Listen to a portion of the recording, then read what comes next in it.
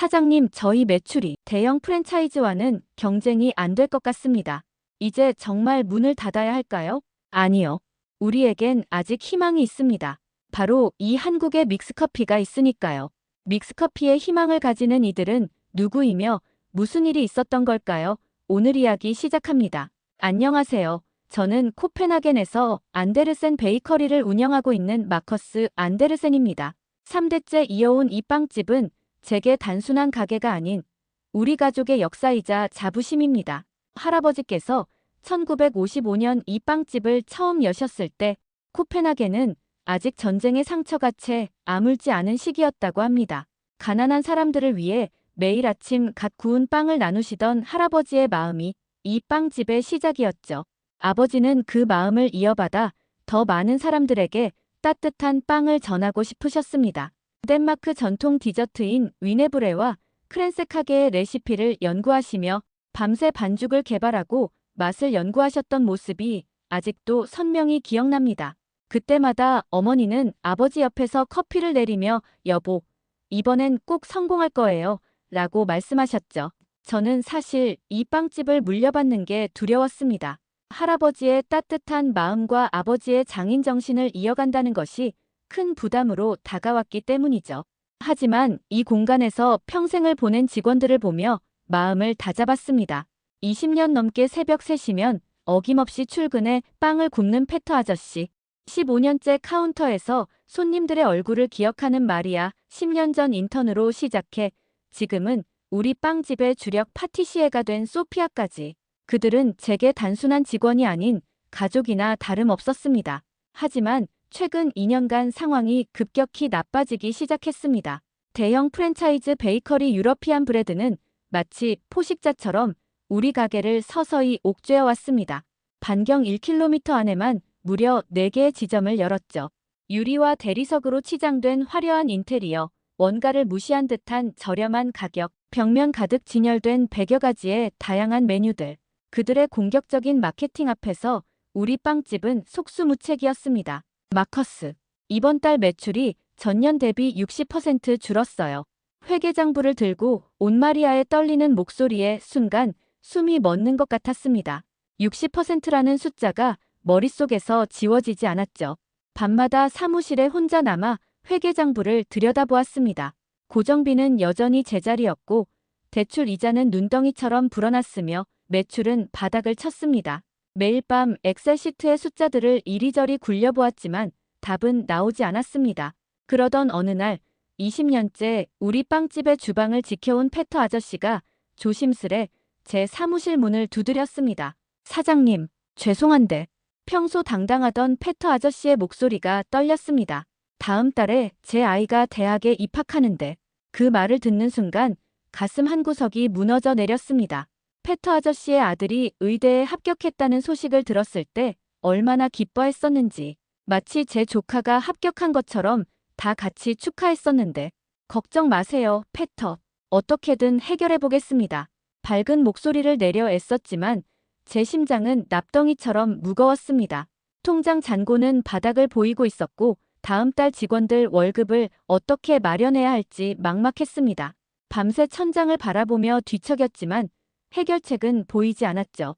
할아버지와 아버지께서 평생을 바쳐 일구신 이 빵집을 제 대에서 문을 닫게 된다고 생각하니 숨이 막혀왔습니다. 매일 아침 직원들과 마주칠 때마다 죄인이 된 것 같았습니다. 그들의 생계가 제 어깨 위에 달려있다는 생각에 밥도 넘어가지 않았죠. 하지만 차마 진실을 말할 수 없었습니다. 그들의 불안한 눈빛을 마주할 용기가 나지 않았으니까요.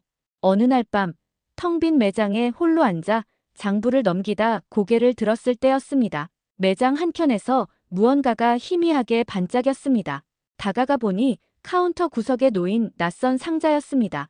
아, 이거. 지난달 한국 여행을 다녀온 소피아가 선물로 가져온 상자가 떠올랐습니다. 소피아는 요즘 한국 디저트 열풍에 대해 신나게 이야기하며 이걸 건넸었죠. 믹스커피라고 적힌 노란 봉지들이 눈에 들어왔습니다. 순간 가슴이 따뜻해졌습니다. 사실 저에겐 한국이 그리 낯선 나라가 아니었거든요. 어머니가 한국 분이셨기 때문입니다. 1980년대 후반 덴마크로 유학 오신 어머니는 학비를 벌기 위해 우리 빵집에서 아르바이트를 하다 아버지를 만나셨다고 해요. 어린 시절 어머니는 매일 저녁 아버지와 함께 이 믹스커피를 마시며 하루를 마무리하셨습니다. 힘든 하루 끝에 달콤한 커피 한 잔으로 서로를 위로하던 두 분의 모습이 아직도 선명합니다. 이곳과는 전혀 다른 문화와 언어의 차이를 이겨내며 사랑을 키워가신 두 분. 그 시간들 속에 항상 이 믹스커피가 있었죠.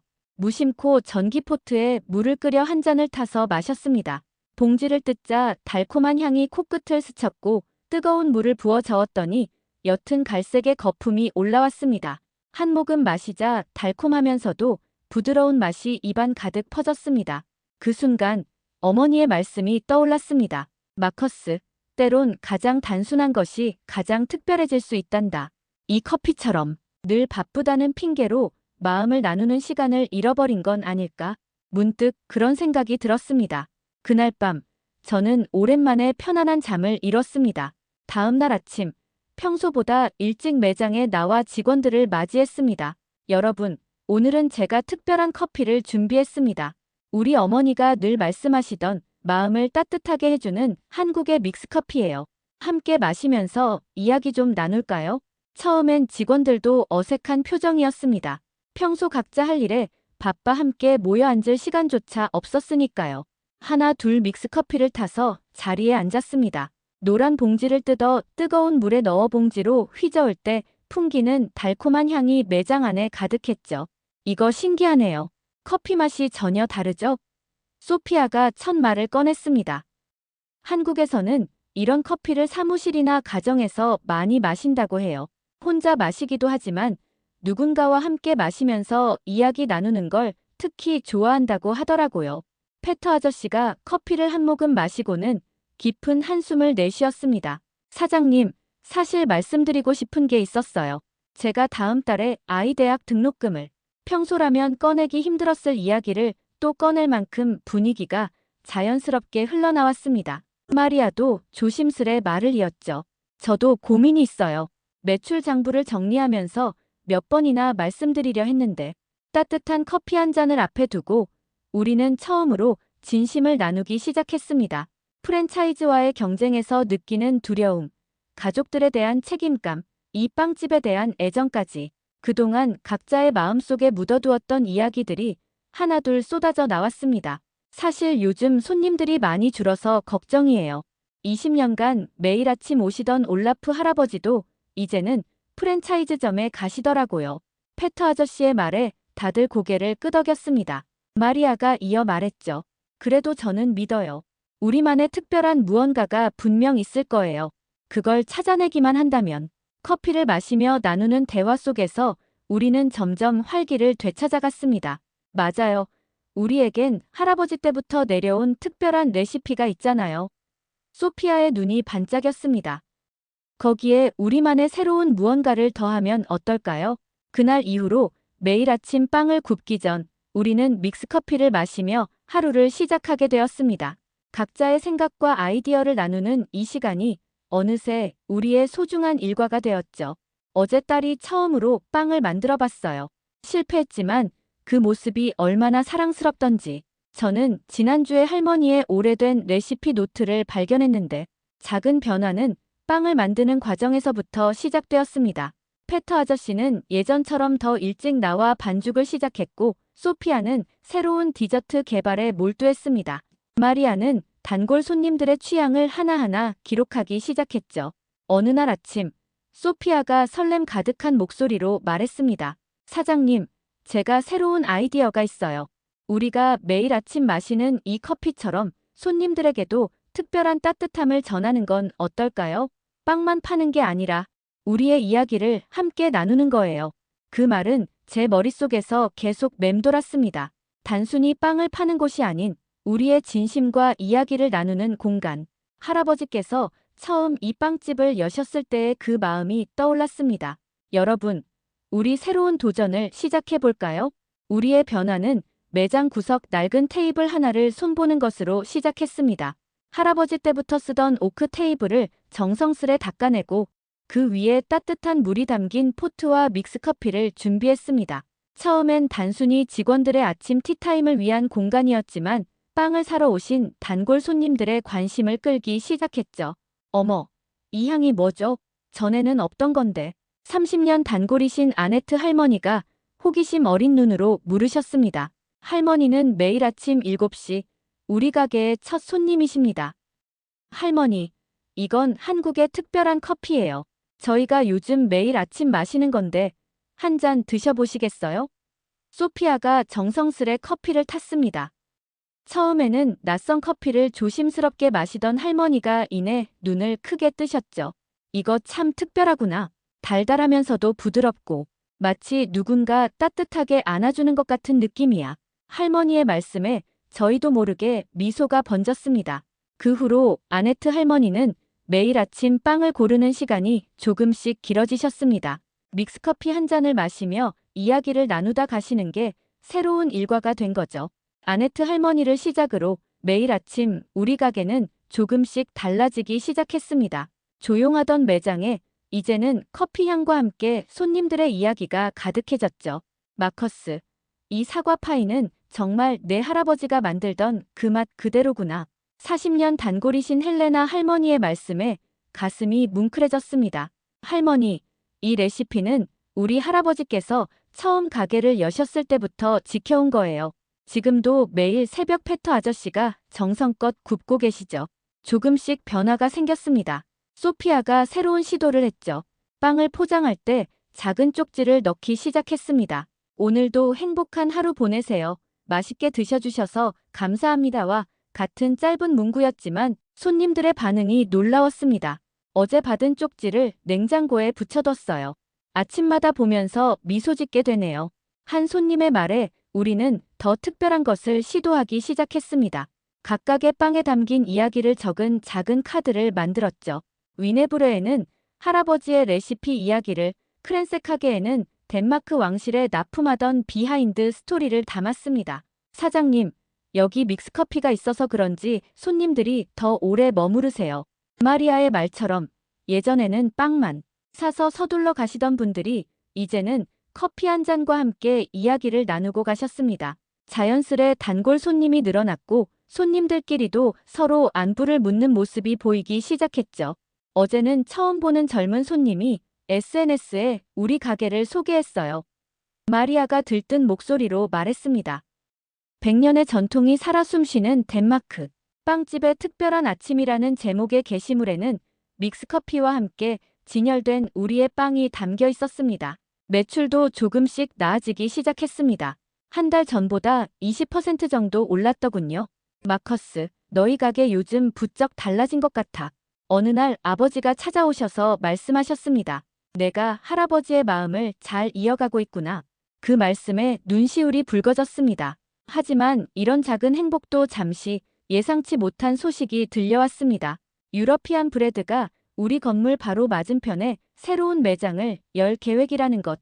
게다가 그들의 새로운 마케팅 문구가 우리의 것과 너무나도 비슷했습니다. 전통과 추억이 있는 빵집, 당신의 이야기가 있는 베이커리.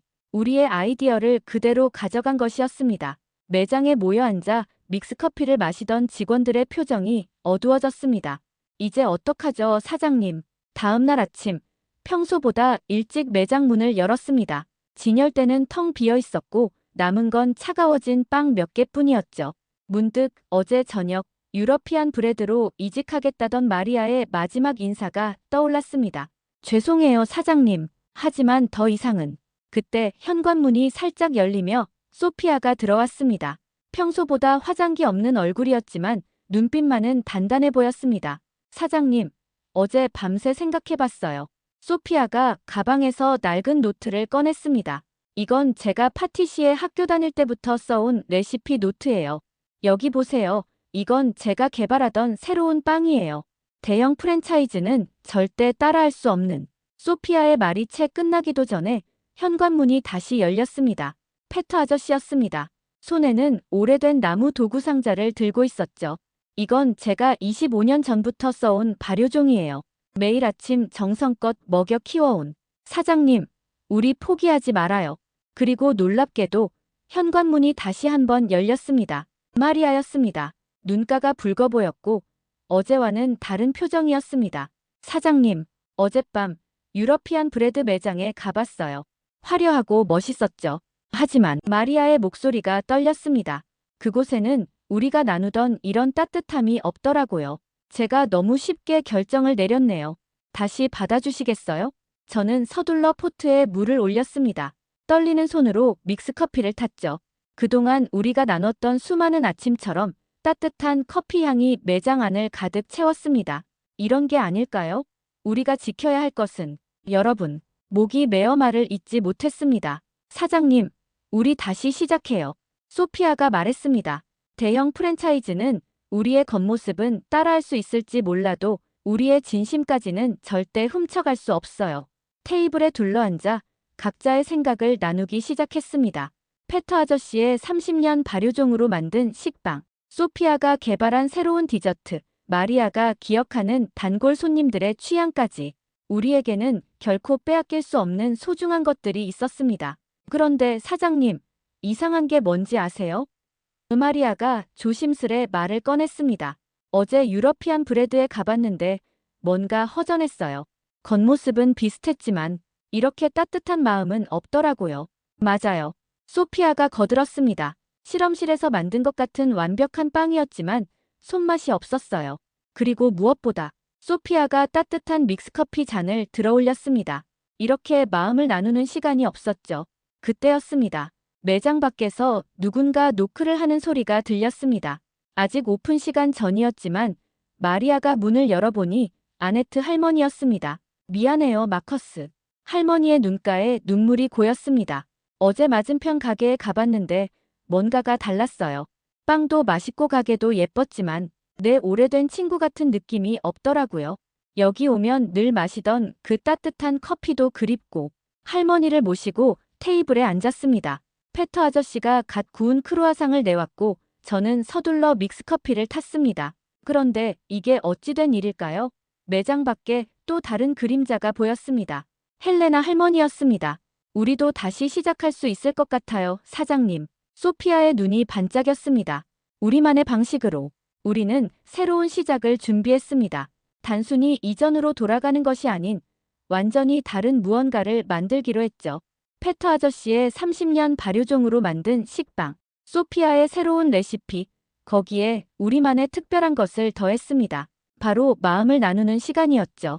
매일 아침 7시, 우리는 손님들을 특별한 방식으로 맞이했습니다. 테이블마다 전기포트에서 김이 모락모락 나는 뜨거운 물과 노란 봉지의 믹스커피가 준비되었습니다. 손님들은 봉지를 뜯어 직접 커피를 타며 그 달콤한 향을 맡았죠. 오늘 아침은 어떠세요? 라는 질문으로 시작되는 대화는 때론 30분도 더 이어졌습니다. 있잖아요, 마커스. 어느 날 아네트 할머니가 믹스커피를 저으며 말씀하셨습니다. 요즘 아침이 기다려져요. 이렇게 손수 커피 한 잔 타서 마시면서 내 이야기를 들어주는 사람들이 있다는 게 얼마나 큰 행복인지 모르겠어요. 우리는 단순히 빵만 파는 게 아니었습니다. 대신 마음을 나누는 시간을 선물했죠.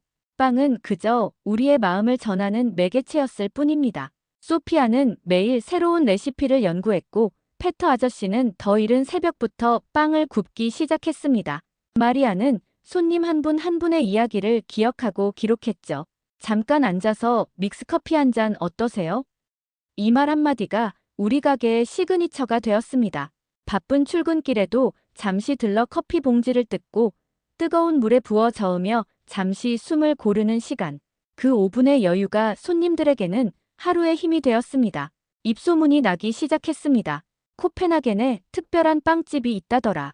그곳에서는 한국의 믹스커피로 마음을 달래준다더라. 사람들은 빵을 사러 오는 것이 아니라 위로받기 위해 우리 가게를 찾았습니다.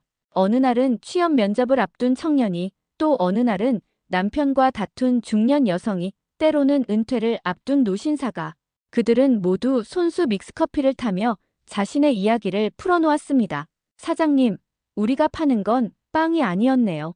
어느 날 소피아가 말했습니다. 우리는 이 간단한 커피 한 잔으로 위로와 용기를 나누고 있었어요.